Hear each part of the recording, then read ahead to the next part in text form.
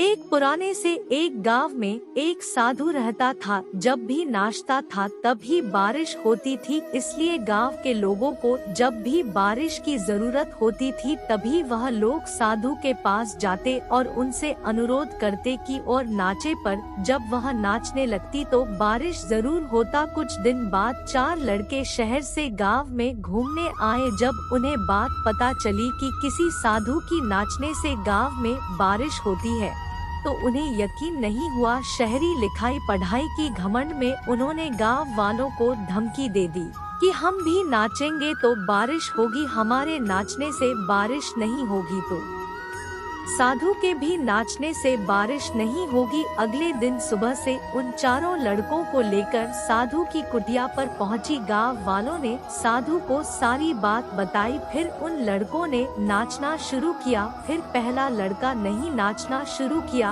आधा घंटा बीत गया, फिर थक के बैठ गया, फिर भी ऊपर बादल नहीं दिखे। कुछ देर बाद दूसरे लड़के ने नाचना शुरू किया और 1 घंटा तक नाचते नाचते वह भी थक के बैठ गया। बारिश नहीं हुआ। बाकी दोनों लड़की ने भी ऐसा ही किया पर बारिश नहीं हुई। अब साधु की बारी थी, उसने नाचना शुरू किया। 1 घंटा बीत गया, फिर भी बारिश नहीं हुई। साधु फिर भी नहीं रुका, वह नाचता ही रहा। नाचते नाचते 2 घंटे बीत गई, फिर भी बारिश नहीं हुई। 4 घंटे बीत गई, फिर भी बारिश नहीं हुआ। लेकिन साधु तो रुकने का नाम ही नहीं ले रहा था। धीरे धीरे शाम ढलने लगा कि तभी बादलों की गड़गड़ाहट सुनाई दे और थोड़ी देर बाद जोरों की बारिश होने लगी। यह देखकर चारों लड़की दंग रह गए और तुरंत साधु से क्षमा मांगी। फिर चारों लड़के ने साधु से पूछा, बाबा भला ऐसा क्यों कि हमारे नाचने से बारिश